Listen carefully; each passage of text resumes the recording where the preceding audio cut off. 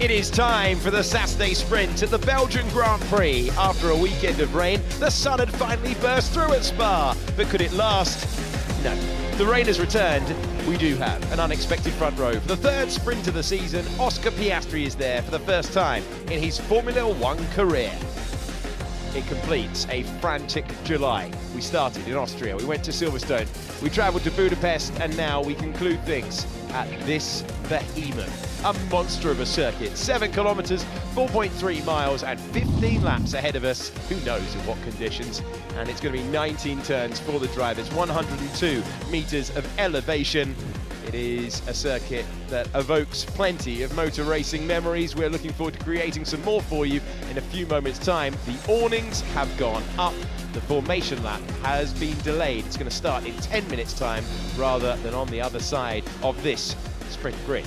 At the very back, we've got Hulkenberg. They got the run plan wrong. At Haas, he's next to Joe Guan Yu in 19th position. Then it's Kevin Magnussen in the lead Haas, behind Valtteri Bottas in the lead Alfa Romeo. Yuki Tsunoda is next to Fernando Alonso. Alonso not able to set a time after his teammate found the barriers on slick tyres on a wet track. The same applies to Logan Sargent, who's P13 in the order. Then it's Alexander Albon. Watch out for that Williams' top speed. It is very quick. Daniel Ricciardo is a former winner around this circuit. Then it's George Russell, who has not enjoyed these mixed conditions at all. He's P10 next to Esteban Ocon in 9th. Sergio Perez was frustrated to find a sea of cars at the final chicane. He's next to Lewis Hamilton, who believed he had the pace for shootout pole. Gasly is 6th next to Lando Norris, the second McLaren on the grid for only the third time in any format so far this season. It's an all-Ferrari second row with Sainz ahead of Charles Leclerc, and then Oscar Piastri, 11 thousandths of a second from an almighty shock. But P1 this year belongs to Max Verstappen. The awnings are up, the rain is coming down, and we welcome you to maybe one of the only dry parts around here, to the commentary box at the Media and Technology Centre in the UK. I'm glad we've got the heating up. It's quite toasty in here actually, Jodin.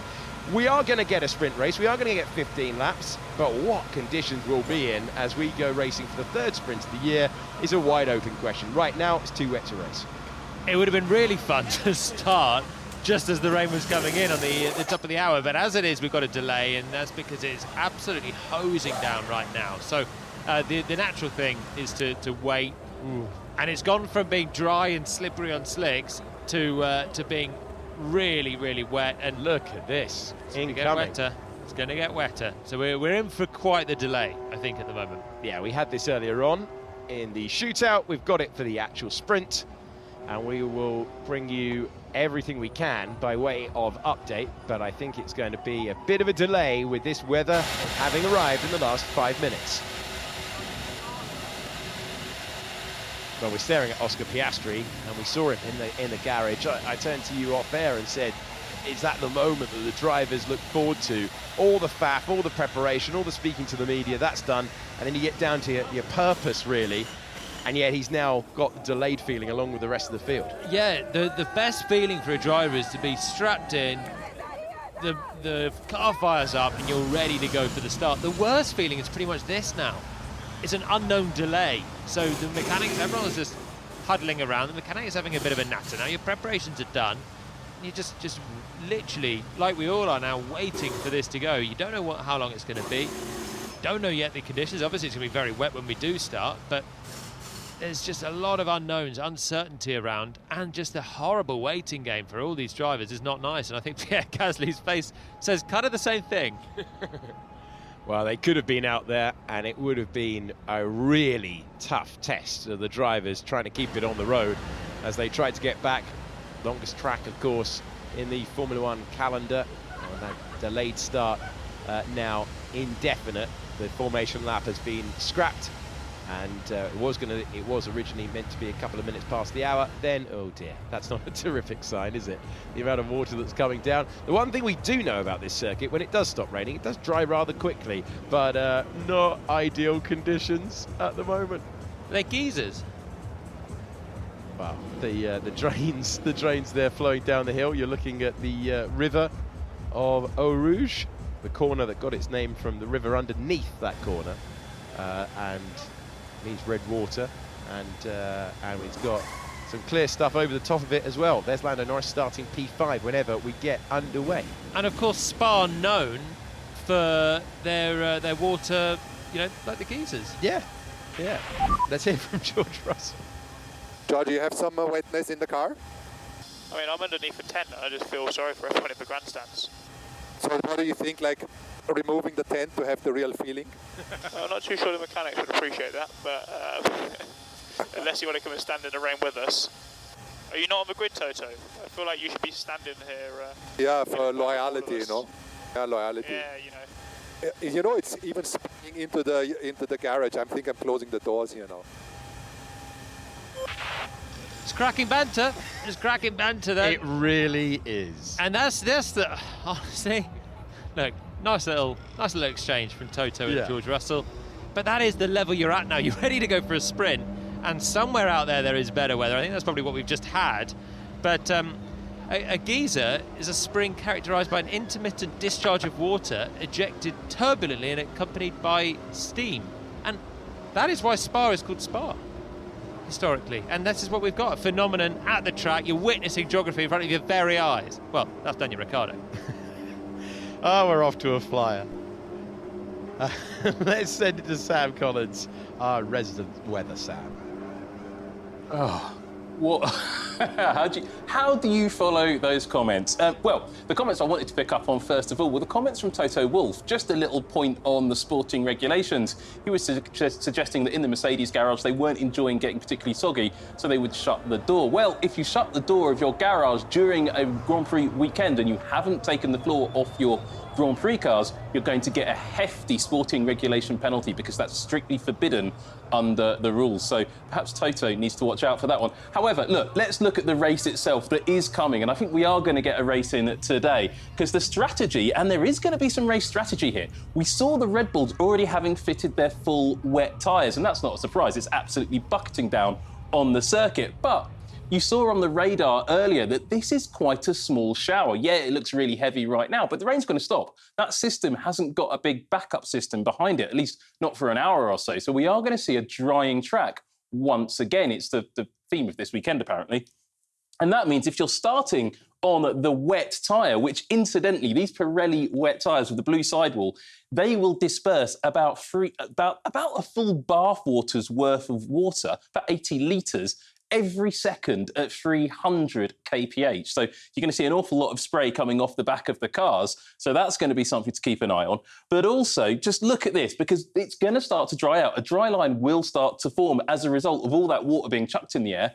And at some point, somebody probably will be brave enough to jump onto the intermediate tyre. Now, the pit lane loss is going to be a factor. How much time do you lose to change the tyres and go back out on a set of intermediates versus how much time the intermediates gain? Well, the intermediates can gain a vast amount of time over the wet tyre, so it could be beneficial to have a pit stop in a sprint race, something we didn't really think we were going to see, but we've always known is kind of possible.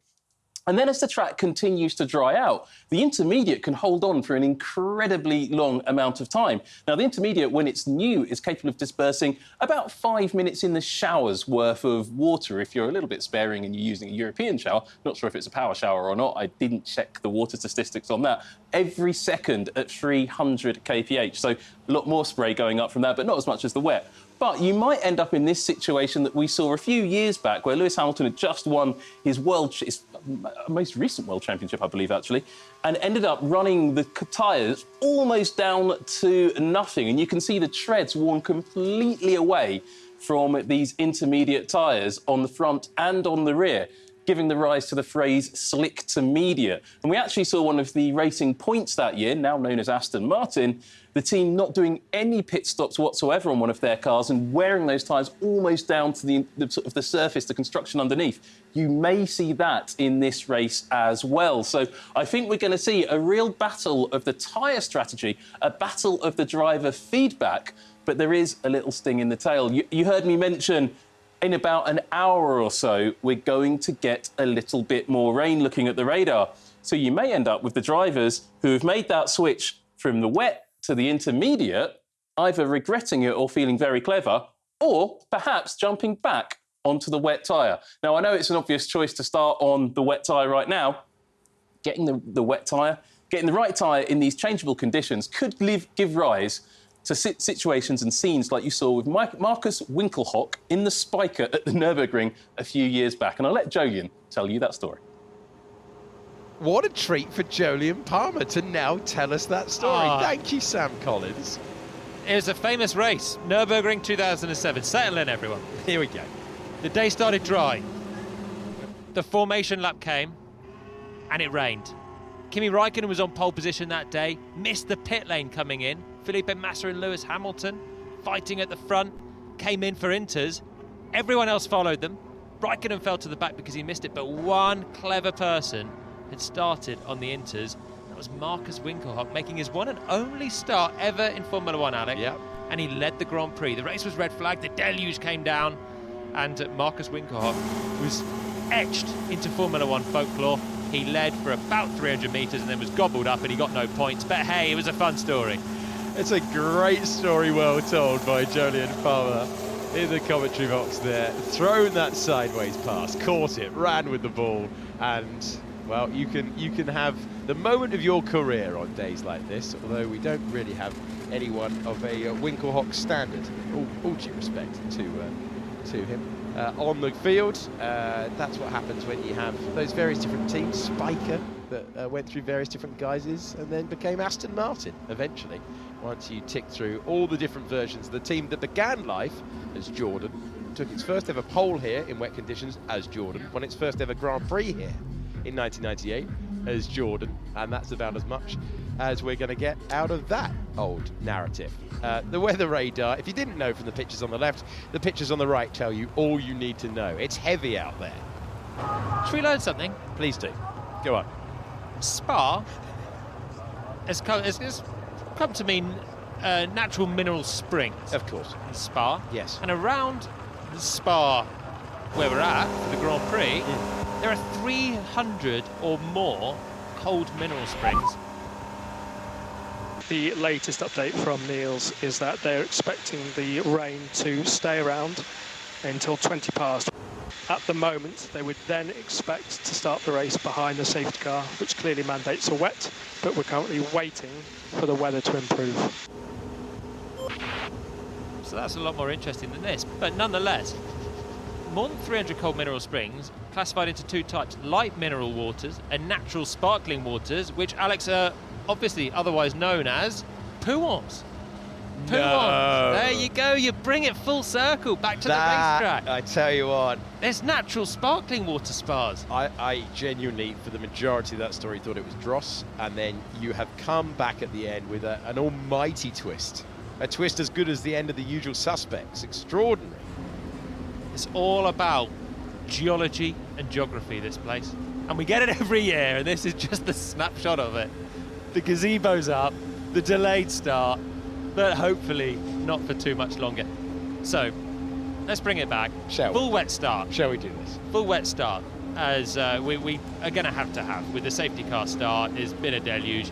Hopefully it clears quite quickly. The drainage has been pretty good, so when we get lighter rain, that's when we're hoping to get this race underway, and what Lando Norris has now been told.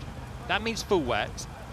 The performance of those full wets might not be very good if it dries throughout the 15 laps, and that could bring this in towards an intermediate. Now, we are not going to see a slick for the rest of today, but it's going to be between a full wet, and there are going to be drivers further back pitting very early, I think, for a set of inters, and it's going to be a bit like Japan last year, for anyone that remembers. Sebastian Vettel came in on the first lap. I think Nicholas Latifi did the same, and they got huge benefits from that.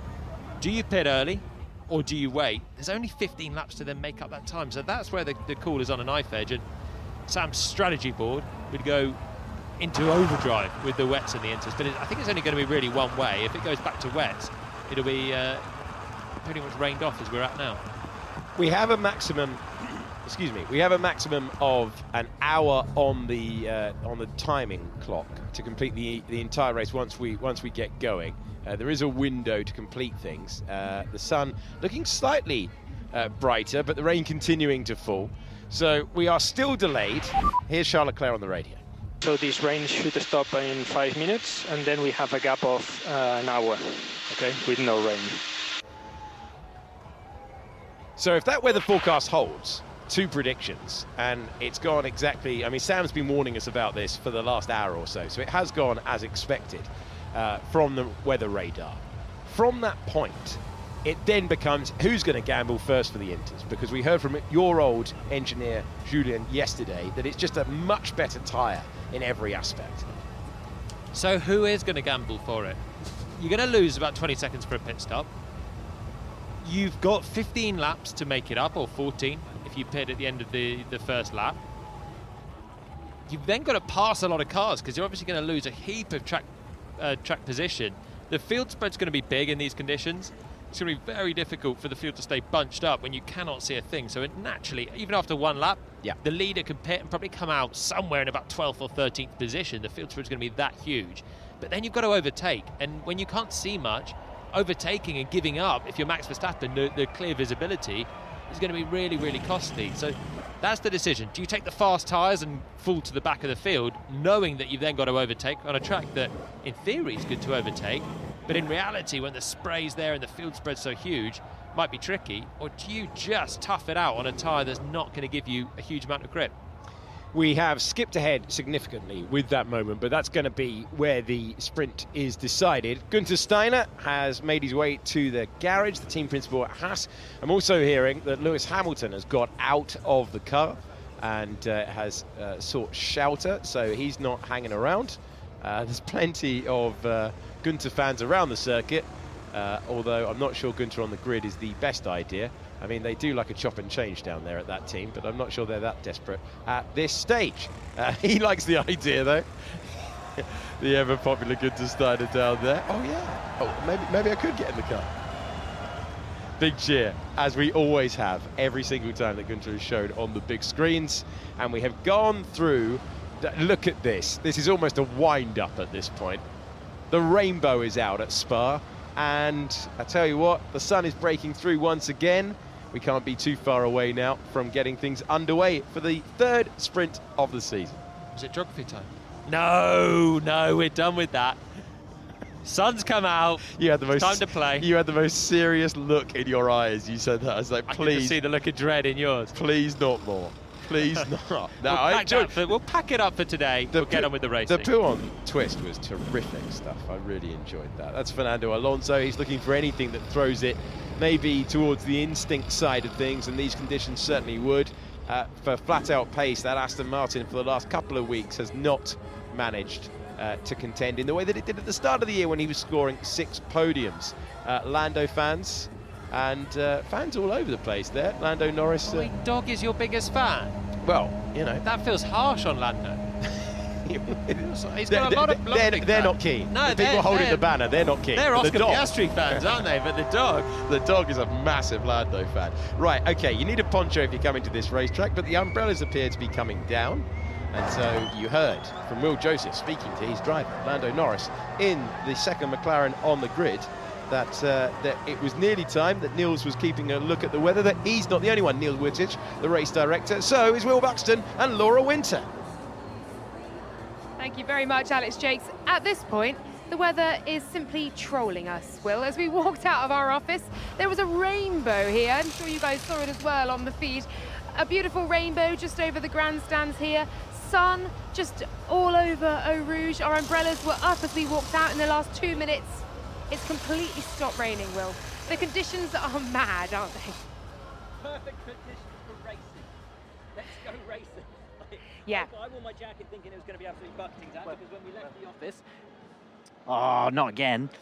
When we left the office, it was bucketing down. By the time we got down here, bone dry, don't need the umbrella, don't need the jacket. Let's go. Let's go racing. Sprint time. I know, and the sun is warm as well. And, you know, that hopefully will start to dry out this track. Of course, FIA will need 10 minutes. They'll give the 10-minute warning for the start of racing. But they are going to want to clear some of this water off the track. Well, what's the process now? Yeah, well, we've seen it all the way through the weekend. We saw it yesterday. We saw it this morning as well, just before quali. They'll send out the dryers onto the track, which essentially are little tractors. And, you know, when you go to the car wash, the automated car wash down at your local garage, and you've got a sort of a big spinny brush, It's one of those on the front of a tractor. They'll take that around the track, and hopefully there won't be too much of a puddle down at the bottom of Eau Rouge, because we saw some of the drains clearly, as Jolyon said, acting more like geysers than like drains. But yeah, that should get the sort of the residual nature of the surface water off the track. And then we send the safety car out, and at 17:35 we'll have the formation lap. Race will start behind the safety car. Hopefully Burnt Mylander will be in operation for about 2 laps. Then we can get the sprint started. Yeah, there you go. The breaking news is 17:35 is the formation lap. And that is where we are going to head up now to watch, hopefully count down until we see the start of this sprint race. Well, how will this change things in terms of strategy, in terms of who we're expecting to see perform? Because we had unknowns and intrigue coming in. It's now got all the more unpredictable. Well, it changes everything, doesn't it? Because we've gone from what was looking like a fully dry race to now not a fully wet race, but exactly what we've seen in every competitive session so far this weekend, whether it was qualifying for the Grand Prix or sprint qualifying this morning, which is a wet and drying circuit. And as always, the question will be, when do you change over? And indeed, in a 15-lap contest, do you change over? As Sam Collins was just explaining back in the studio, these the permutations, these the question marks that the teams will be running through. Who takes the gamble, if they take the gamble, and when? So I can't wait to see it start. I hope we don't spend too long behind the safety car, because the more time we spend behind the safety car, the less time we'll have for that changeover to actually take place. The best thing to clear a track of water is 20 Formula One cars on full wet tyres, which can disperse something like 60 litres of water a second. So let's get them out there at race pace. Let's get this thing started. Let's get this thing racing. Let's do it, shall we? The sprint race, they're not far away at all. The sun is now shining in Spa, but for how long? Who knows? We'll wait and see, but we'll be counting down to the start of this sprint race coming very soon under safety car, and indeed with wet tyres, I'd imagine. Back to you guys. Thank you very much, Laura Winter and Will Buxton down there, having a look at what is now a sunny Spa-Francorchamps, and we're expecting plenty out there. Have to start on wet. Yes, formation lap. Wait, everybody. So that was Logan Sargent speaking to his race engineer and getting the answer that everyone will be mandated to start on the wet tyre, but you don't want to be on it for too long. So I think it's going to depend how long the safety car's out there for. If the safety car does a number of laps, then it's going to dwindle the chance of putting in an inter and doing a good job. If you're starting towards the sharp end, if you're starting at the back, you'll do that. Take the gamble. If you can only pit for an inter when the safety car's coming in, you have to stay on the full wet whilst the safety car's there. And if it comes in early, I think everyone's got to follow him in, basically, because the full wets will not be quick after just a couple of laps. The track dries so quickly around here. We've seen it already this weekend. It's gone from being very much inters to being slicks in Q1 to Q2. So the track dries so quickly, especially with 20 cars out there. I just think inters are going to be the way to go as soon as you can get them on. And I think everyone's going to follow the safety car in so long as we get going early enough. So it's entirely down to race control, how many laps they run behind the safety car. That is at the race director, Neil Vittich's entire discretion. We used to have 2 safety race directors in charge of the safety car. We're down to a single one across the entire season, alternated with Eduardo Freitas last year. The official message has now come through from race control. The formation lap will be started behind the safety car on the wet weather tyres. So now everyone getting back into the place that they were at the top of the hour, trying to get back into race mode, anticipating that. George Russell's just disappeared from the car very momentarily. He'll be back there in a few moments' time. And there is the confirmation the formation lap will be started behind the safety car on wet weather tyres. And then the drivers will assess, and then we'll get those radio messages when those feel it's time to get on with it. They're all racing for 8 points at the end of this sprint. That's what the winner gets for this. Yeah, the reward is quite small compared to the risk, it feels, for the next 15 laps. 8 points, absolutely worth it. Anyone outside the top 8 is not going to score anything. But of course, they're all going to dream of making something happen. And even Nico Hulkenberg from the back, with this sort of conditions, things can happen. Is he going to pit for inters, or does he just stay out on the full wets? Hope there's another safety car and take advantage that way by going long. So there's all sorts that are in play with the strategy now.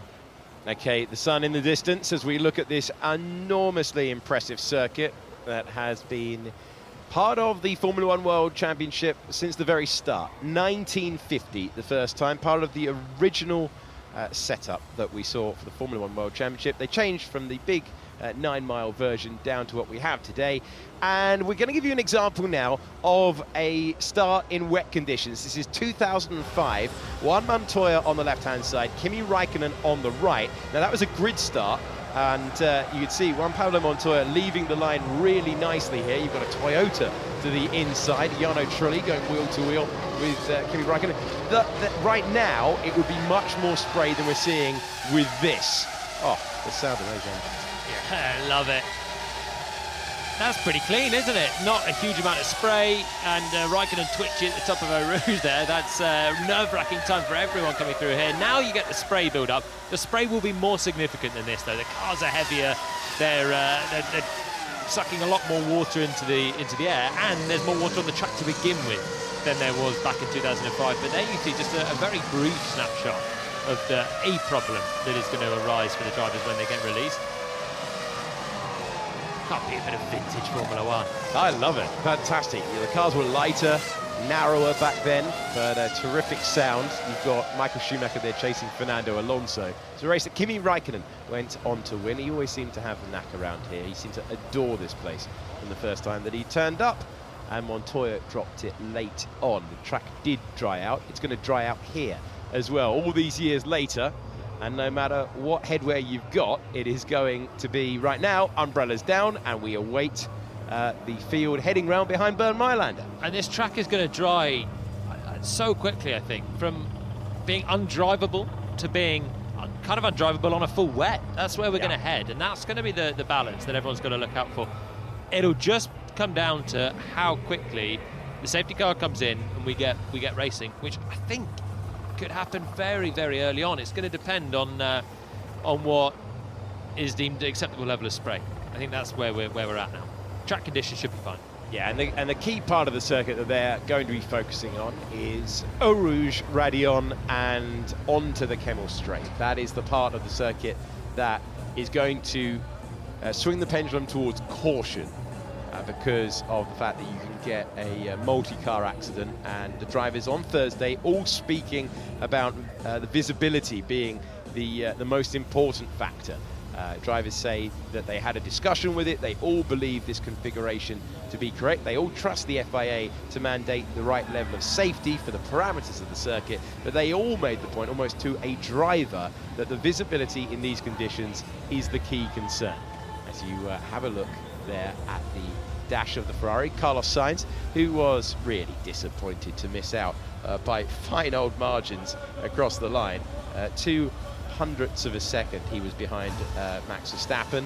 That's a bit of frustration for him there. He'll be happy with the conditions. There will be many drivers towards the front happy with these conditions. I think for Verstappen it complicates things. We've seen dry conditions, race trim, he'll cruise it. He'll pull away. He's already at the front of the grid. Tomorrow he's not, and that'll make things more interesting. But for Max, this is not straightforward. Piastri is lightning quick in mixed conditions. We've seen that already this weekend. He starts alongside him, or behind him, when we get going under the safety car. But Sainz has been good as well in the mixed conditions in the wet. Leclerc was strong yesterday. And those guys are going to be really, really enjoying the fact that it's not dry. Okay, let's send it to Sam. Unbelievably, this is a strategy hit, Sam Collins. Yeah, I mean, the strategy is evolving in real time. It's not the conditions you can see at the track at the moment that are having a factor here. Jolyon's absolutely right. We have to start the race by regulation, because it's going to start behind the safety car on the full wet tyre, the blue sidewalled Pirelli. However, I think as soon as people get an opportunity, they are going to jump towards the intermediate, because the track clearly is drying out so quickly. That all seems pretty clear-cut, and it was the situation I was talking about before, where you'd switch back onto the intermediate and wear them down until the end of the race. I've just been doing some number crunching, though. Guessing that the average lap speed at the beginning of the race will be about 120 seconds, a 2-minute long lap for each car. That will take us quite late into the race for a 15-lap Grand Prix, or sprint session, we should call it.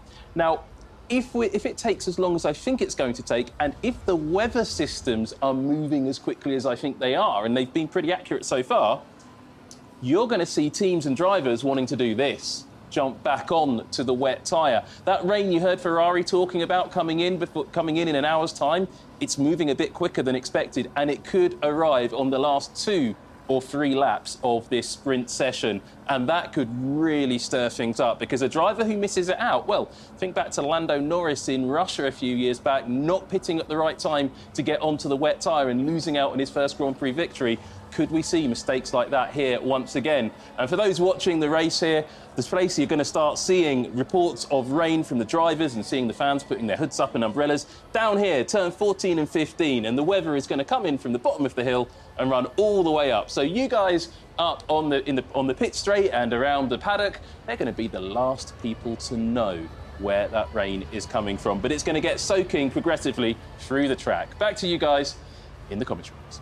Thank you very much, Sam Collins, as we have a look at the very patient fans around this circuit who have been waiting and waiting, but they waited for the shootout earlier on, and that was phenomenal. So hopefully more of the same ahead. And I have to say, I think they've come prepared. I've seen many a poncho out. Yeah. You know what you're getting in for when you're coming to Spa. You're getting great racing action, legendary circuit, great atmosphere, high chance of rain, and we've seen that so far. But now we're getting close to what should be a really fun sprint. Couple of minutes away. The tension is building. The winner of both sprints has gone on to win the Grand Prix the following day this season. It was Sergio Perez in Baku. It was Max Verstappen in Austria. Are we going to see the same again? Are we going to get a total shock in a season of Red Bull domination? We are 2 minutes away from getting proceedings underway, and then we will see whether we're going to get something extraordinary with the switch to the intermediate tyres. It is a great thing in the final minute here. If you're wondering why everyone is clapping along, the DJ whipping everyone into a frenzy, not that the crowd need to know what they're about to see. 20 of the best drivers in the world commanding Formula One machinery, magnificent racetrack, but tricky conditions. It's going to be high pressure moments for the drivers. First of all, the safety car will lead them round. They'll get a feel for it. They'll be reporting back the conditions immediately to their engineers and race control, and then we'll see when we're going to get full-fledged racing out there. And it's going to be eyes on stalked, feeling the grip, trying to make no mistakes, take advantage of other people's mistakes, because there will be plenty out there. It's going to be gripping. So we are building up, 60 seconds to go. Oscar Piastri in a very strange position, trying to score his best result in Formula One, but in a sprint, not a full Grand Prix. That's his aim at the start of the day. If he finishes where he starts, that will be the case. Hamilton believes that in any conditions, the Mercedes was good enough for 1 lap pace. How will that translate when we have the eventual total put on the board? It could be down to about 10 when things get underway. That means that there's not much left out there. Interesting to assess things. The grid is a diamond cut surface. There are grooves cut in the grid to allow it to drain very quickly. Remember, that's only where they park the cars for the start. It will be wetter out on the track. Yeah, that was introduced about 10 years ago. Before that, it used to collect loads of standing waters. They made a special bit of asphalt there to try and drain the water. Okay, one thing I want to remind you of, one of the most iconic moments in recent Formula One history. This was Lewis Hamilton on his own when everyone else had pitted for a change of tyres. Could we be in for the same thing in a few moments' time, but with no cars on the grid? Everyone's going to want to get rid of those wet tyres and get onto the inters as soon as possible. We begin the formation lap for the Belgian Grand Prix sprint. We are about to run 15 laps minus whatever we do beyond the formation lap behind the safety car. We've had a half an hour delay from where we expected to be. The rain came down, we put the awnings up, the awnings have now come down, and Bernd Mailander, Jolyon Palmer, leads us around this famous circuit. And there is plenty of spray as the drivers build up their speed down towards Eau Rouge. Plenty of spray coming off the back of each and every one of them. But I would say this is plumb intermediate conditions on track surface. It doesn't look like there's huge standing water from what we've seen so far. And the intermediate will be a lot quicker than the full wet. The full wet is made to disperse more standing water, more water outright. Whereas when it's for 15 laps here, you're going to chew through the full wet when that's not the case. And I think right now, intermediates is the order of the day, but this is a brilliant shot at showing how murky the Kemmel Straight can be when it is these conditions. That's our limiting factor now. It's not track conditions, it's spray conditions for when we can get racing. Low speed, not an issue. High speed, Kemmel Straight, that is going to be our critical point. Okay, it is 15 laps. This was what was scheduled. 15 laps, no mandatory pit stops, and you get 8 points if you win, all the way down to 1 point if you are inside the top 8. How patient have the fans at Pouhon Corner been? This is what they want to see, and the cars are out there on the circuit. Everyone will be feeding back on the radio. We'll bring you that as soon as we possibly can. They'll be talking about the visibility, and they'll be talking about what tyre is right to be on, because it is going to be really, really interesting to see if anyone sticks with the wet tyre. I'm not sure. The only benefit would be track position, but the Inter, a far grippier, a far better tyre if you've got the visibility and you don't need to clear all the standing water. It's got to be Inters. I think you've just got to come in for Inters, no matter if you're Max Verstappen or anyone else. If Verstappen stays out on a full wet, and the rest of the field pit for Inters, it'll be like Lewis Hamilton all over again, and he'll be last. You have to pit for Inters. The whole field has to, surely. Even on a reduced race, it's that much quicker. I think you'll make it work. The only way is safety in numbers for a full wet at that point. I think they've got to gamble for Inters.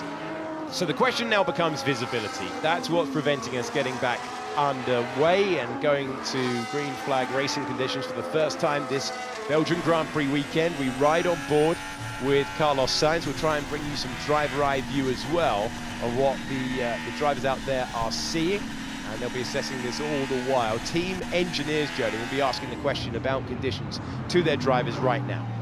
We haven't heard any of that, but that will be the discussion, you're right.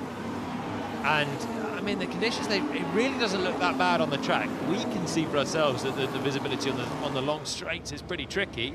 The safety car continues, and Sainz there pulls out from Piastri. We couldn't even see Piastri there for a minute. So that shows you, look at the behind that few cars there, and it takes a while before you see Norris and co, and even then Hamilton slots in behind in the spray, and you can't see them.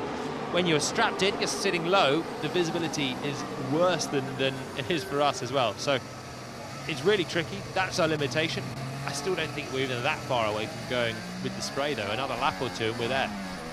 So they're giving the drivers a couple of laps to learn behind the safety car, to assess conditions. Race control, they have a plethora of screens in front of them in the pit building that you will know, and they will be looking at all the information. They will be listening to the driver radio as well, trying to assess conditions. They're going to err on the side of caution because of that stretch from Eau Rouge Radion and onto the Kemmel Straight. Yeah, it's definitely Inters. The whole field will pit. Yeah, they have to. They have to pit. It's going to be we get ready for some absolutely ridiculous looking Formula One when the safety car comes in, because the whole field will have to come into the pit lane behind. Otherwise, you're going to lose too much staying on a full wet. So it's going to be a flurry of activity down there in the pit lane. George Russell has said that if George Russell is feeling it, the rest of the field will be feeling these conditions as well.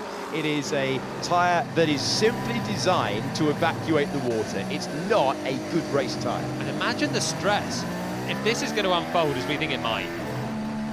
We're going to have everyone coming into the pits together. You've got to race in the pit stops, but you've got to have a release in the pit stops with cars flooding in, cars flooding out. It's going to be bedlam in there. It could be it's going to change the order drastically from where they qualified legitimately earlier on. That's going to go relatively out the window. Yeah, so if you look, Verstappen has got a big gap to Perez, but McLaren don't have a big gap, Ferrari don't have a big gap. Okay, at the moment the plan is for 4 laps behind the safety car. 4 laps. And then it would be a rolling start. I think that's a smart decision. So Max Verstappen backing that, and it's going to take us down then to a 12-lap contest. And let me tell you why it's going to be a rolling start, because if it was a standing start, the 5 red lights would go on and everyone would be in the pit lane.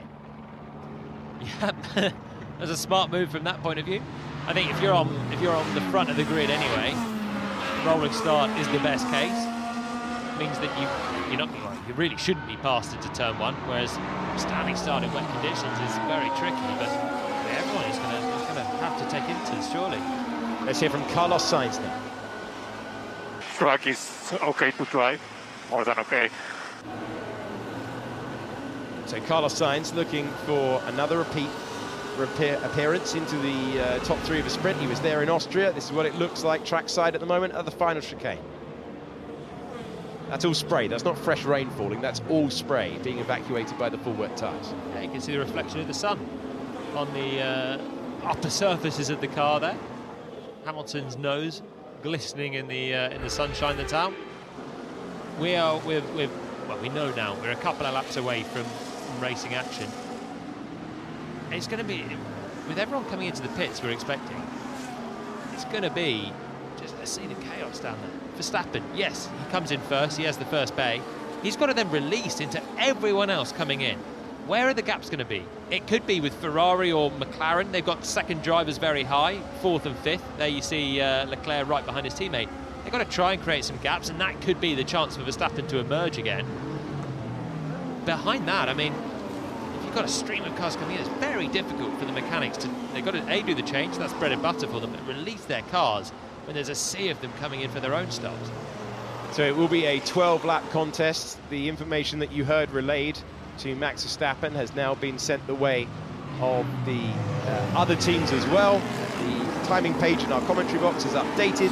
It will be a 12-lap sprint, so the sprint gets even shorter. Remember, we have about an hour to play with before it rains again. That's what we were told earlier on, and the sun illuminating the mist down there at turn 9, where earlier on today Lance Stroll found himself on slick tyres on a wet surface and into the barrier. The story of the weekend all the way through has been rain throughout. We've had about 2 hours maximum of dry conditions, and it has led to a really engrossing weekend.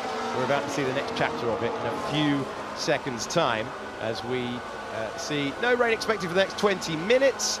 And we're expecting things to take around 30 minutes to complete. We've lost a couple of laps as well in there as well. So it's going to be about 24, 25 minutes before we see the checkered flag waved. So this is lap 3 of 4 expected laps behind the safety car. On board with Max Verstappen. Quite a nice view, safety car.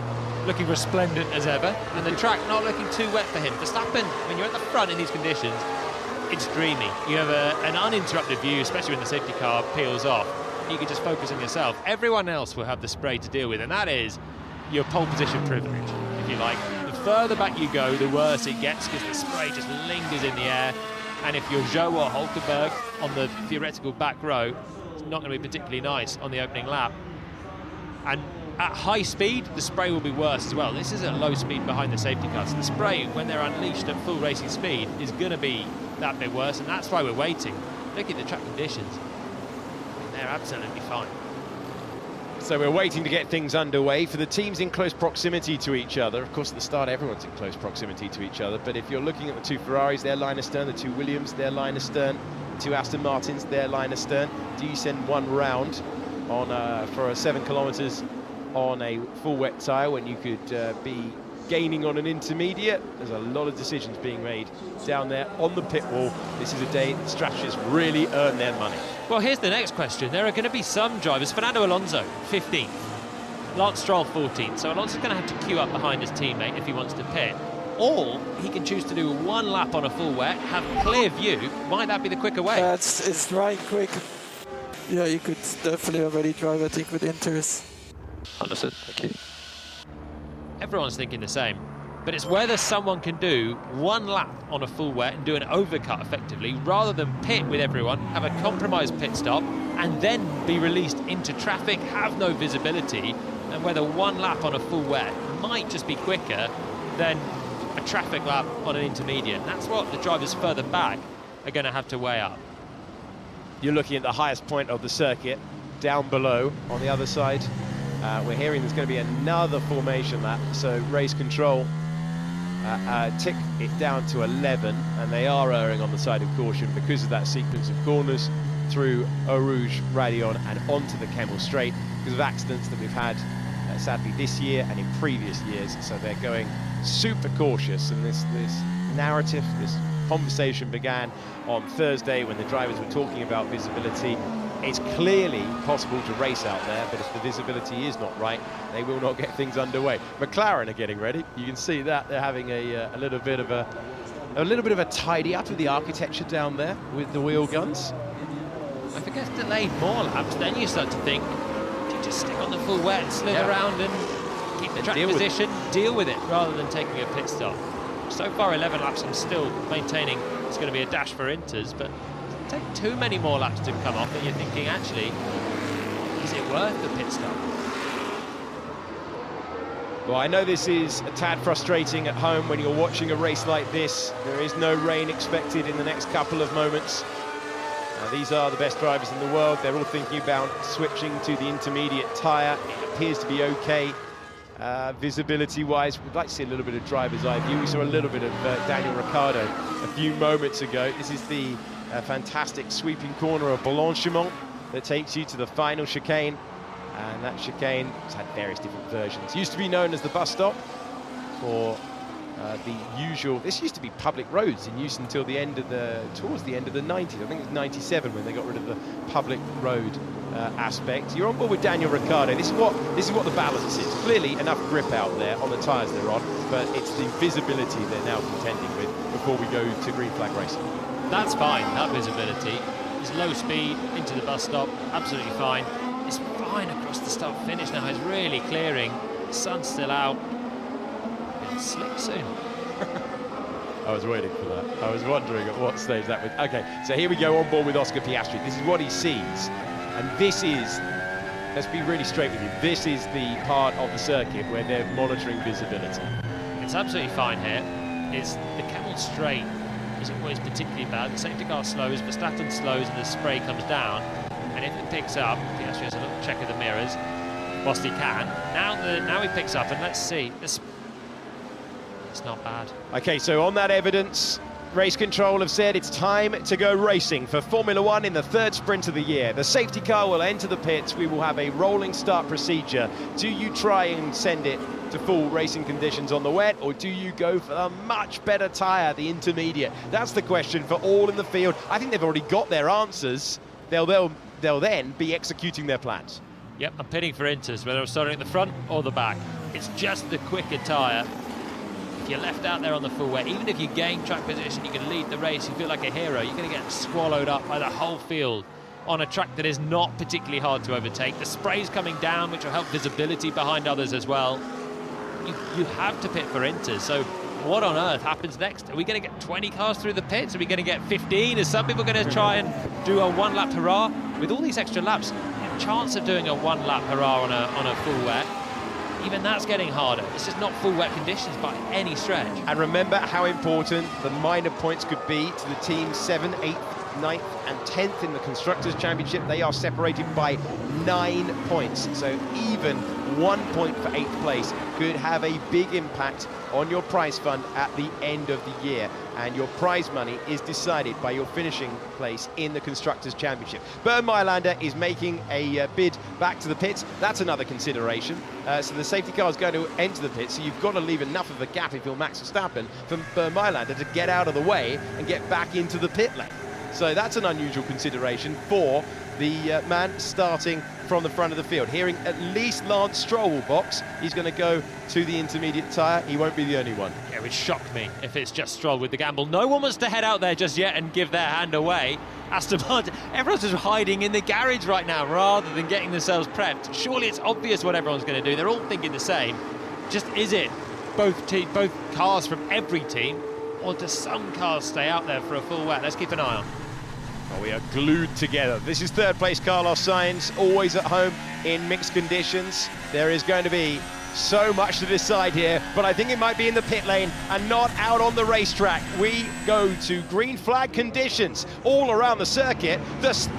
The third sprint of the year is about to get underway, but will it get underway in the pit lane? Yes. Okay, Verstappen goes through, he goes on, so then does Charles Leclerc. Late call for Pierre Gasly. Ocon is sent round, and so there's a total mix now, but all of the action, as expected, is in the pit lane. I'm surprised Verstappen stayed out. All the lead drivers then have come in. The second drivers haven't chosen to queue, so you've got a load of drivers coming in. There is even going to be a little bit of queuing I think for some teams, Piastri gets away cleanly, and he's got a bid for the lead of the race here. That is a huge moment. There is a tight moment for the Alpine of Gasly into the path of Fernando Alonso. Loads of action as we came into the pits. I think it was the bottom half, so it's about 10 cars who came in. Sainz has lost out. We're on board with Carlos Sainz. Remember, started third here, and that's Lewis Hamilton ahead in the Mercedes. Hamilton had a 5-second stop, so they had to wait for others coming in.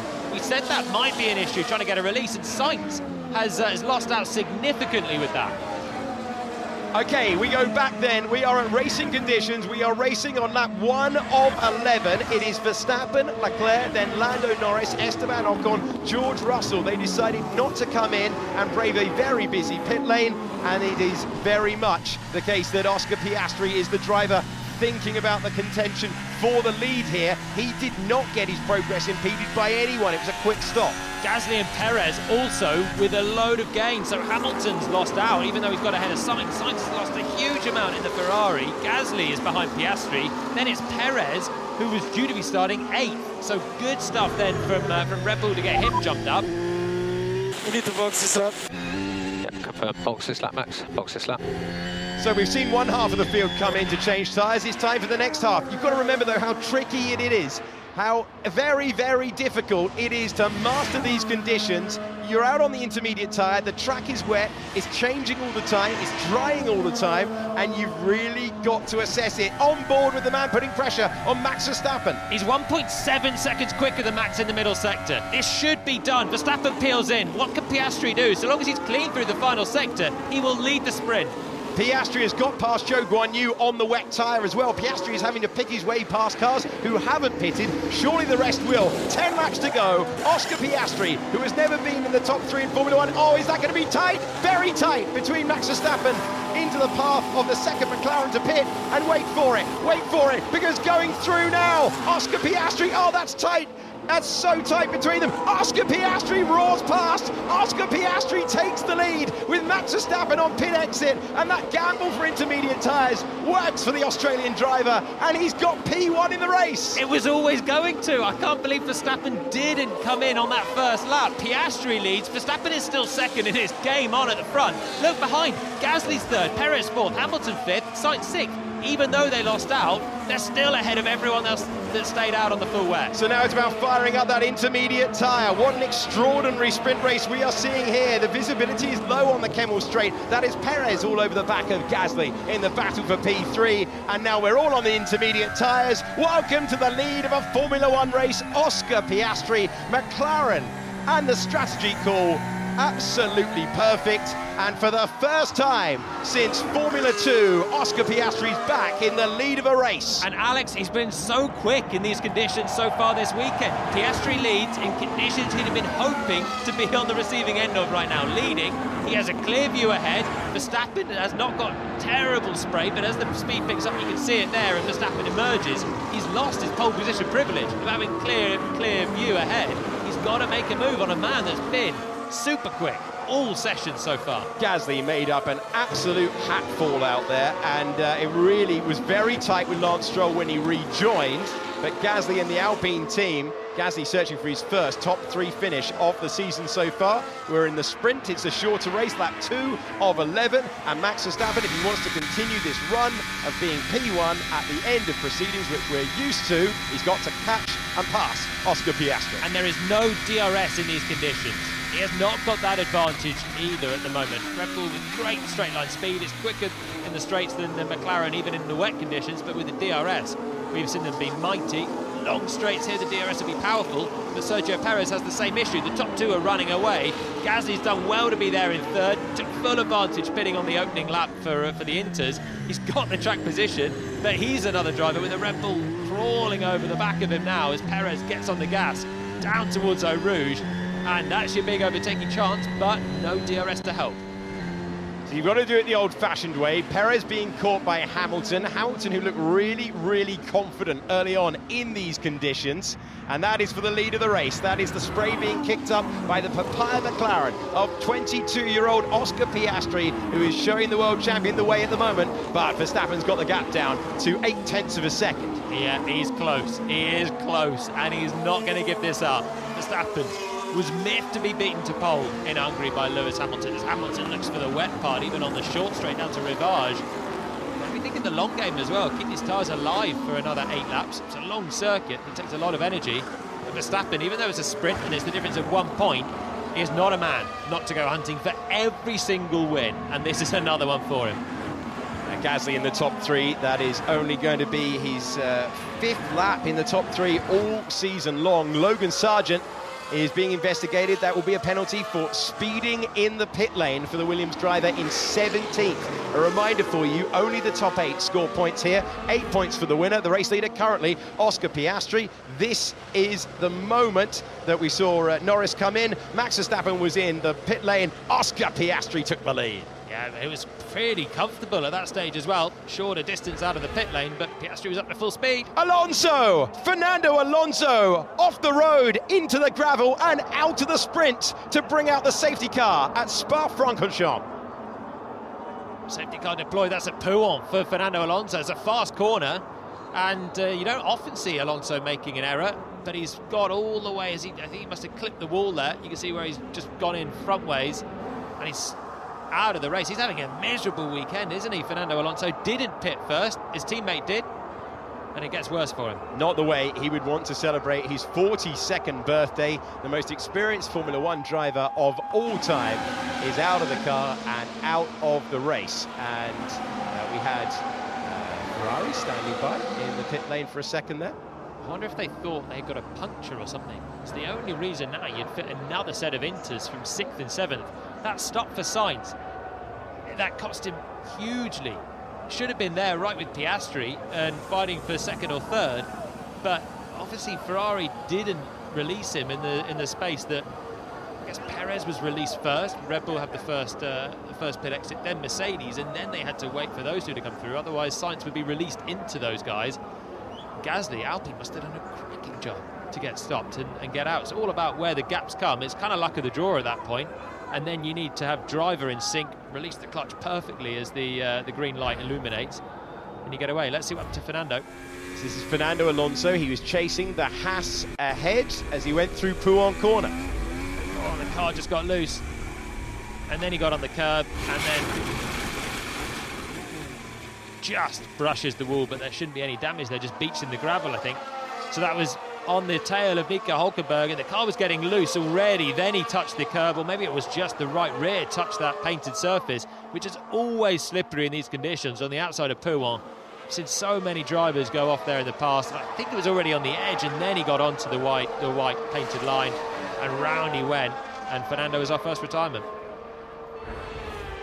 When a driver with his skill and capability is doing that, it tells you how tricky these conditions are. I'm not sure we got the point out when they were pitting. It wasn't a slam dunk, it was the right tyre to be on, but Piastri still had to feel his way in the grip. They had a lot of laps behind the safety car. This is hard for a rookie, only his 12th Grand Prix weekend. Yeah, and I said it would be safety in numbers if you stay out on the full wets, and Max had that advantage because already Piastri was having to pass. It was Zhou, there was another couple of drivers further back. Magnussen stayed out, Tsunoda, and that just slowed Piastri's outlap a little bit, which made it closer than it should have been. But he did a great job. Came in, the McLaren crew were nailed on, got him out there quickly, and doing a good enough lap on the inters. He had a tyre advantage at that point, and he's made it work. But these safety car laps would be nice for him, I think. Just chalk a couple down, keep those intermediates alive a little bit longer. He'll know, though, that he's got a job in his hands. The good news is Pierre Gasly is in 3rd and shouldn't have the pace to run with the top 2, so there'll be a break behind. So it's not going to be a Ferrari and a Mercedes trying to come at Oscar Piastri as well afterwards. But it is Max Verstappen. Safety car is out after Fernando Alonso's first retirement from any race so far this season. Okay, Max, so intel is that Piastri left-hand side tyres are already suffering. Yeah, I'm not surprised. He's drifting everywhere. Welcome to Formula One. Oscar Piastri, the champion, lurks behind. Yeah, and this is something else to take into account now. You can see dry patches on the exit of Las Tours. Surely we're not going to go to slicks before the end of this one. I cannot believe we will. But when you're sliding around on the tyres, you're hurting them. And when you, in practice or qualifying, you can do an on-lap, an off-lap, you can play around with it. In these conditions, it's not the case. That was well judged in the end. The safety car will be in at the end of the lap. This is the moment that Max Verstappen saw that he had lost the lead of the sprint. So he's done 1 lap less on his tyres as well, which will be an advantage. The good news for him is Gasly was in the car behind and didn't manage to jump him as well, so it's only 1 position he lost. And Oscar Piastri, dry conditions in Hungary, had quite high degradation. Now the team said there was floor damage, there was mitigating circumstances. These intermediate tyres, they're fragile, and that's something he's probably got to learn right from the sharp end here, running the inters, leading a sprint. Can he keep them alive with the menace of Max just behind? On board with Pierre Gasly, searching for his best result in either a sprint or a Grand Prix all across 2023 so far. Perez was all over the back of him, but Hamilton was joining that group. We're now condensed together again with the Ferraris. Have lost 3 places each, as has Lando Norris. Here's Kevin Magnussen. It's drying very, very fast, so at this pace, Understood. I think it could be dry. Could be. I think you should think about it. There is Understood. there's a dry line already. Understood. Dry line already. Kevin Magnussen saying, have a look, see what you think out there. Lance Stroll took that gamble earlier on, found his way to the barriers. There's not a lot of laps left, but they are the longest laps of the year. 7-kilometre lap, 4.3 miles. Yeah, it's deceptive. Having just 11 laps of Spa is like having sort of 17 laps of many other circuits. So 7 kilometres, so much to go into it. And there's a lot for Piastri still to do. If you're Magnussen and you're 18th, you're at the back, have a look at some slicks. If you can get them working, you'll take the same gain as we saw the inters over the wets. If you're anyone else, be steering clear of them right now and just focus on those inters, because it does still look a little bit too wet. There's not a huge amount of time yet for the slicks to work. There is a massive gap in knowledge between Oscar Piastri and Max Verstappen. Max Verstappen chasing his 3rd championship of the world this year. Oscar Piastri only in his 12th Grand Prix weekend. But the talent for the 22-year-old Australian out front is sizable. This is his first Formula 1 restart at the head of the field. Pressure on this man as well. Gasly's in 3rd. This would be a huge result for Alpine, but he's got the other Red Bull just behind. Piastri's gone. Piastri drops the hammer, takes us back to racing conditions. The Ferraris are very close in the background. Oscar Piastri has Max Verstappen to deal with. Perez very nearly into the back of Gasly under braking there. He's looking racy. They're all looking racy as we go back. What an entertaining sprint we've had. The yellow flag is out in sector 3 already. I'm hearing in my ear that Yuki Tsunoda has gone round before we even got to the restart. 17th place, Yuki Tsunoda, as Perez a little bit wide. Hamilton might try and come towards him down to Eau Rouge. Big run now for Max Verstappen, trying to reclaim the lead that he lost. And Oscar Piastri goes through Eau Rouge. We climb the hill through Radion Corner. It's going to be very tight between the two of them. Checking the left-hand mirror is Oscar Piastri. Look at the momentum. Look at the speed that Max Verstappen's got. And he roars through to retake the lead. Piastri ducks in to the slipstream, but Max Verstappen does the job and retakes P1. And that is confidence from Max, more than anything. To keep that glued to a lead car through Eau Rouge is supreme confidence, and he probably knew that was his best chance. Take advantage of Oscar, maybe being a bit cautious at this time, and he just, look at this, tucked in behind. Full commitment, that's outrageous on a restart lap. What a fine way to take it through. Dirty air, intermediate tyres, spray knocking around as well, and you keep your foot in like that. That is what made the pass look so easy in the end. He's already got a car that's better in a straight line, but that was just full commitment. He knew that was his moment, and that is Verstappen then to the lead. Short-lived for Oscar.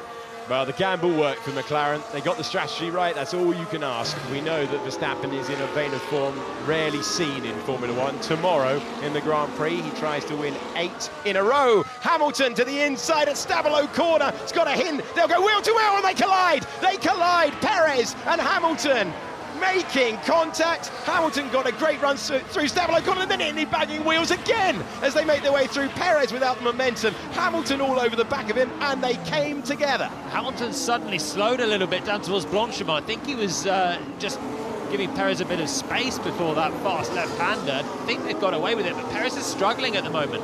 One Red Bull's flying, the other one's struggling, and Hamilton and now Sainz are right with him. It's very nearly a 3-car battle for 4th position. Perez in the Navy Red Bull, Hamilton in the black Mercedes, and Sainz in the background just waits for his opportunity to come out of La Source and put pressure on as well. No grip for Sergio Perez, who's lost the place to Hamilton. We go side by side to Eau Rouge corner. Sainz trying to take 5th place, and he's got by. Perez has got no grip at all. The way that Hamilton came alongside into Stabilo is a very strange place to try and make a move, but Perez is just struggling, and now Leclerc's going to have a run. Checo's still looking at Carlos Sainz. This is the battle for 5th. This is the battle for 6th. Is the second Ferrari going to go through? Is there room for all of them to make their way through the corner? Charles Leclerc with a tidy pass as well. Fine move for 6th position. Full commitment, lovely stuff from Leclerc, and now Norris is there coming down towards Rivage. Perez is having a really horrible lap here. Hamilton, Sainz, Leclerc, and now Lando Norris is going to try and make a move. Norris trying the karting line and having the door closed in his face, trying to go the long way round of Rivage corner. And oh, Perez very nearly dropped it into the gravel through turn 9. He's fighting that car right now. Look at the time he's lost already to the cars that have got past him. Fuck, I have no regrip. And he's struggling so much. Norris is right with him coming down towards Spaniard. So difficult to make a move here, but he's offline everywhere, struggling to get the car turned, struggling to find any exits, got no confidence in the car as well. And now we ride on board with Lando and Perez. Oh, he's off the road. He's off the road. The lack of grip tells, and he's off into the gravel trap. Sergio Perez rejoins, but he'll rejoin out of the points-paying positions. Norris up to 7th. Daniel Ricciardo back in Formula 1 and currently back in the points. Yeah, what a chance for Daniel Ricciardo now. Perez, no grip. That was the corner where Hamilton first had a chance, so he tried to up his pace and just couldn't get the car turned in, so no grip at the rear, nothing at the front either. And whatever he did under the safety car, he was looking quick before it, but the tyres have obviously just fallen out of the window, and now he's just fallen right down out of contention with no grip at all. Well, let's have a look at it again. This is where it all began for Sergio Perez. Lewis Hamilton looking for the move on the second part of Stabilo. Yeah, he gets his car right up the inside, and it's very, very close. They get away with it. It's under investigation, but I think that would be probably a little racing incident, just a tap between the two. They were so close again to having the front wing of Hamilton and the side pod of Perez make contact. This is Hamilton in the wheel tracks of Pierre Gasly, the blue Alpine ahead of us as we break down Falecom. And Hamilton with a lot of confidence in comparison now. You can see Gasly working the steering wheel far more, using more of the road. Hamilton is a 4-time winner of the Grand Prix here in Belgium. He's going quickly as well. Now he's clear of Perez on that lap. He was half a second quicker than Piastri, who's the next car ahead. So Piastri will be really hoping that Gasly can keep these guys at bay, because they're coming pretty quickly towards second. There goes Oscar Piastri in the McLaren. Here is the Alpine in third. Stunning result if he can keep this for Gasly. Not many laps to go. It's over in a flash, this sprint. And he's got Lewis Hamilton now bearing down on him. And you can see the experience of Hamilton there, finding the wet patch, keeping these intermediates alive. Hamilton using more of the road now, but with the confidence. He's trying to use different parts of the circuit. Gasly checking the mirrors. Hamilton getting ever closer as he moves into contention for the top 3. And Hamilton had a rapid first sector. He's been quick all the way through there. Now we get to the drying line, and that'll be wearing away the grooves on these intermediate tyres. And watch out, because we've got Carlos Sainz right behind us as well as we ride on board, looking at Pierre Gasly in third. Sainz is really in the wheel tracks, ready for any mistake from Hamilton as well. He might fancy a top 3. Okay, Checo, we're going to box and retire the car. Box and retire the car. So the end of the sprint for Sergio Perez, who will try and regroup tomorrow. Looks very close in the background there between Ocon in the blue Alpine and Stroll. There is Stroll making the move for what would be no, sorry, it's not the Aston Martin, it's George Russell who is trying to defend up against Esteban Ocon, and Esteban Ocon is all over the back of him. This is the battle for 9th position, and Ocon close right now. I think Russell might have just come through on that last lap, made the move on Ocon there. Russell stayed out the extra lap. It's a real split of drivers who stayed out the extra lap and lost position, and those first drivers that pitted. And Russell lost out. He's not having a great weekend. He's defending now from Ocon coming back at him. Ocon looks like he's got the pace here, and the Alpine driver is being sent to the curb. He hasn't got the room, and he has to tack back in as he does so, and so Russell stays ahead. And Ricciardo could have done with these two squabbling a little bit more. That's the AlphaTauri ahead. Daniel Ricciardo, second race for the team, and he's in with a chance of a top 8 and a point in a sprint. This would be huge. Team's only scored 2 points so far this year, both in the hands of Tsunoda. And Hamilton's been given a 5-second time penalty for causing a collision. Extraordinary stuff. We'll get confirmation for you in a few seconds' time. But Hamilton, with that wheel-banging moment with Sergio Perez, Hamilton given the 5-second penalty, now confirmed on your screen, and that's going to ruin his race. The brakes are pretty... I can't really wake them up. Understood. So Verstappen has a 4.7-second lead, but isn't thrilled with the brakes. Lewis Hamilton will be furious with that penalty. I can't quite believe he's been given that one, actually. Didn't look like either driver were particularly affected. I know Perez was tumbling down, but he seemed to have an issue already. And it looked like it was fairly 50-50. Hamilton was right up the inside. They were pretty much front wheel to front wheel as they came through that apex. And it was a soft tap. Cannot believe he's been given 5 seconds for it. On the penultimate tour then, and that is a wide moment for Daniel Ricciardo. George Russell all over the back of the AlphaTauri now, and it appears that George Russell's got much superior grip on the intermediate tyres, and it's going to take Ricciardo with a late lunge. He's got no way to respond, and George Russell takes his place in the points, fighting his way back through, and Ricciardo is dropped down to 9th position. No way to respond. Intermediate tyres for different drivers in different conditions at the moment. This is Lando Norris putting the pressure on Charles Leclerc. And right now, a 5-second penalty for Hamilton would put him ahead of George Russell, so they'll be 7th and 8th. There is about 3.5 seconds, Hamilton to Norris. So Norris has got to stay close enough to Leclerc. They've all got to stay bunched up for Norris to take a gain out of Hamilton's penalty. And Hamilton's stuck behind Pierre Gasly still, who's driving fantastically in, well, the whole day, actually. Good qualifying, great execution from Alpine, and he's still there in 3rd on merit at the moment. This is George Russell standing on the power and having better traction than Daniel Ricciardo. He gets past the Australian down to turn 1. This is Charles Leclerc dancing to the edge of the grip at turn 9. Norris closing in there. So Hamilton 0.8 of a second away from Gasly, but that 5-second penalty, which you know he's going to disagree with. Sometimes if a driver retires from a collision, that can add to the weight of the penalty, but I think Perez was struggling before that. As we go back to the race leader, who is heading on to the final tour once he gets through the chicane and Blanchimont corner. Well, Perez was all at sea before, that's why Hamilton was there in the first place, and he was just right alongside at the apex. He was a little bit behind coming in, got alongside at the apex. Was there more space for Checo? It was very, very close between the two of them, and it was just a slight touch between them. Well, this is a big day for Oscar Piastri, who looks like he's set for the top 3 for the first time in any Formula 1 race. Max Verstappen continues this run. Red Bull look like they're set to win all 14 races so far this year, 3 sprints and 11 Grand Prix. But Gasly is trying to hang on because it could still yet unravel for him. If he fights Hamilton, it could let by Carlos Sainz. What do you do if you're the engineer now of Pierre Gasly? Do you tell him that Hamilton's got a 5-second penalty not to fight him? Or does that then make Pierre think, oh, I'll let him go through, and then you bring yourself into trouble with Sainz anyway? I think you've got to just crack on. But he doesn't need to fight with Hamilton. That's the difficult dilemma there for Gasly. That's the best chance that anyone's got of making a move, though, up the Kemmel Straight to Les Combes. But we've seen so far in this one, make a move anywhere when the tyres are right. Well, what a story for McLaren and Oscar Piastri. The last couple of Grand Prix, it's been 2nd place for Lando Norris. In the sprint today, it looks like it's going to be 2nd place for Oscar Piastri, who has been strong throughout all conditions so far in this car this weekend. The battle that's still in play is between the Alpine, that have been in the top 3 earlier this year in the Monaco Grand Prix with Esteban Ocon, and it's the other Frenchman across the other side of the garage, Pierre Gasly, looking for his best result since he joined the team at the start of the year. But guess who's in the lead?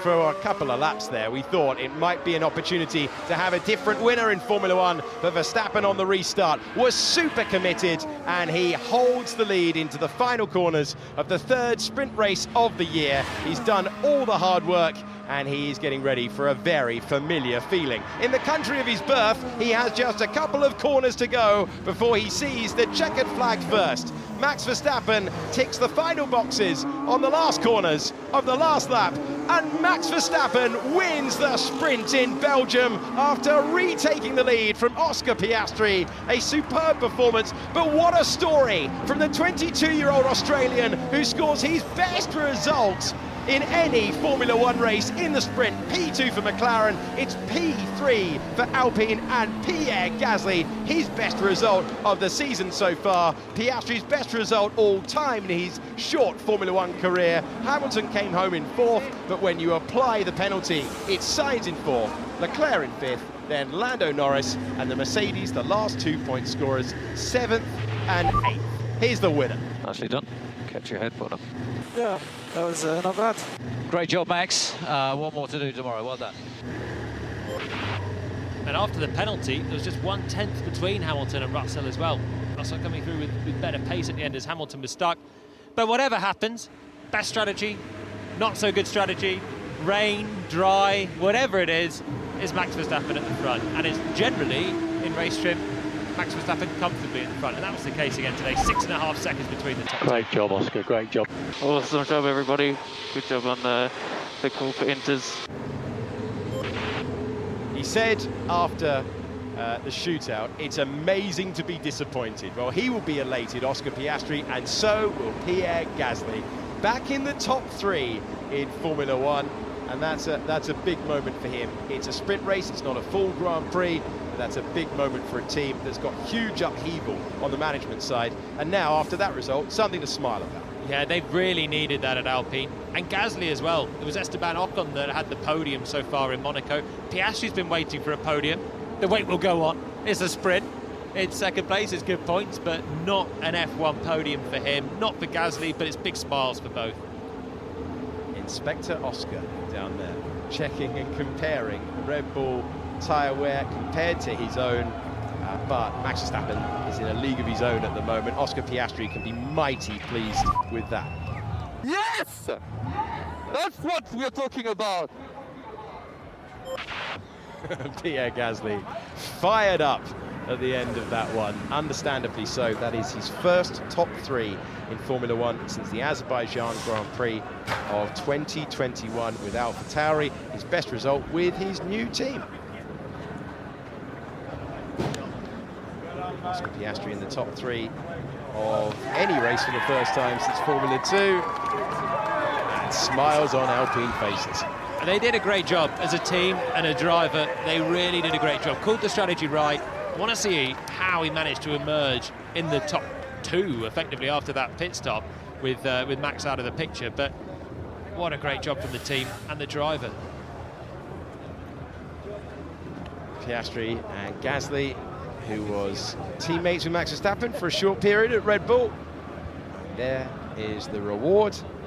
Well, we got an overtake for the lead. We got tyre strategy when we didn't expect it. We got a bit of a delay as well. Now we're getting a debrief between the top 2 in the sprint. Another couple of laps, and I think it would have been slicks as well. Was getting there. The track was so quickly. Great job with the drainage. We will now hear from Max Verstappen, first of all.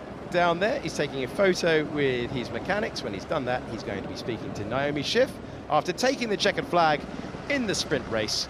Another fantastically professional performance by the man who's P1 once again in Formula One 2023. Max, congratulations. You are today's sprint winner. Once again, unstoppable. But the start didn't seem so simple. You chose to opt to stay out and only come in for instance on the second lap. Was that the wrong call? No, I think it was just a safer call. I mean, I could come in first, but then I might be blocked by other cars.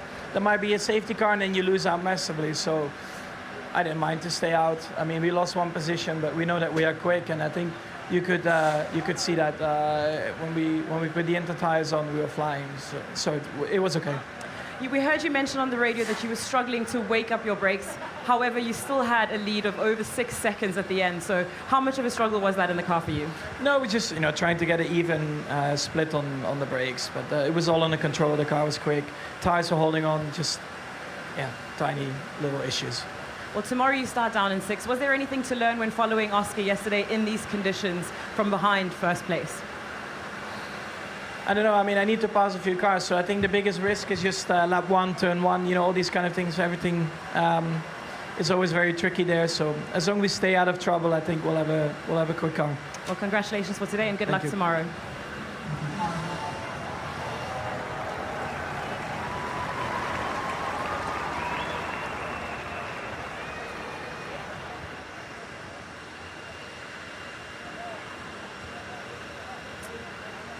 Oscar, congratulations. You led some Formula One laps for the first time in your career. First of all, tell us, how are you feeling?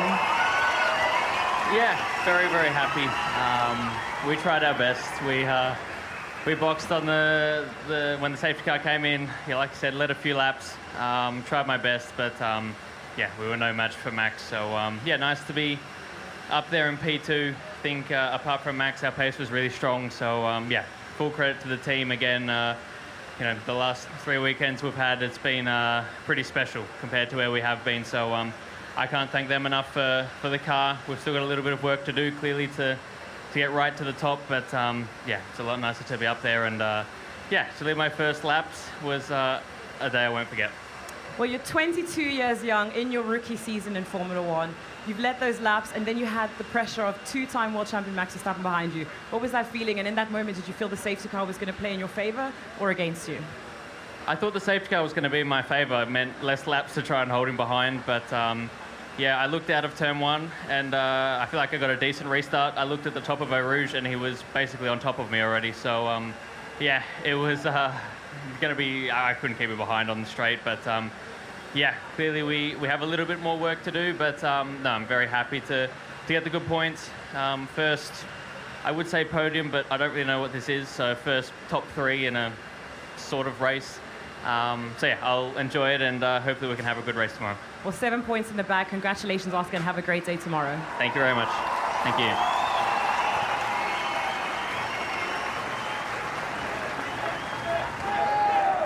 Pierre, congratulations. You can hear the support of your team behind us here. Just how are you feeling after a run of quite a tough few races for you in Alpine? Well, yeah, I must say it feels amazing. I'm extremely happy to you know, finish in the top 3, especially here in Spa, which feels some kind of home race for us without the French Grand Prix. So it was a very, very difficult conditions, but no, I'm extremely happy. We pitted at the right time and managed to hold off Lewis until the end. So yeah, it does feel very special to do it here as well in Spa. So obviously I have a sword for Antoine, and I'm just extremely pleased for the whole team, because it hasn't been the smoothest start of the year, and I managed to put things together here today. Well, there was a 50-50 split between those who came in for Inters and those who didn't. For you, it seemed to work in your favor, but towards the end of the race, you had the pressure of Lewis Hamilton closing down on you. How hard was that to deal with in these tricky conditions? Yeah, I must say I gave it everything. I could see him coming back, getting closer, and I was trying to, you know, just focus on my driving, making clean laps one after the other, and it wasn't easy. The tires were degrading, and you know, I just gave it all, and it paid off. So I'm just super happy for all the guys, and now we'll go for it again tomorrow. Well, 6 points for you today. Congratulations, Pierre. Thank you. Thanks to everyone. Well done, Pierre Gasly. His best drive since he joined the French squad, and they're having a lot of upheaval at that team at the moment, but they have a day to forget all that and a day to celebrate. Oscar Piastri doesn't know if it's a podium or what it is or what the story is, but either way, it's a good finish in a race for the lights going to green on the gantry. We had a rolling start. We had the checkered flag waved. Jackie Ickx presents the medal there. The plaque, I don't know quite what we're calling that, but it belongs to Max Verstappen. And they've presented themselves. There we are. Let's line up for a photo. We got it. 8-time Grand Prix winner Jackie Ickx raced around the original version of this place. You think this version's a bit scary.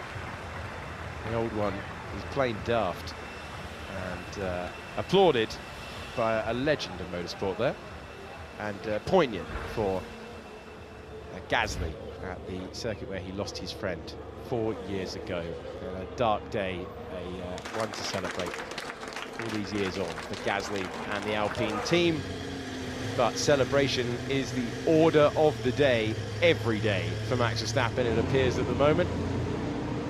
He was fastest in the qualifying hour for the Grand Prix. He's got that gearbox penalty to come tomorrow, but on the evidence of that pace, what did he do? A 1:58.9, and then everyone else was in the 2 minutes. So Max Verstappen once again in a league of his own, but he did have the full visibility out there with the lead of the race.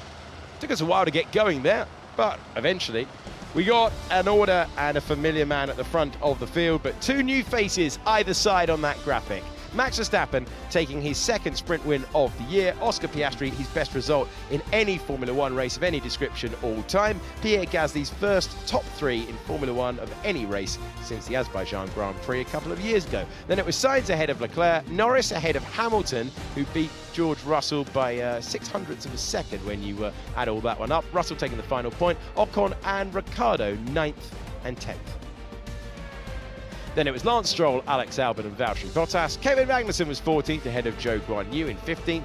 And then it was Sargent, Hulkenberg, Tsunoda, Perez, who retired the car, and Fernando Alonso found the barriers at Fuon Corner on his 42nd birthday. He will hope for better tomorrow.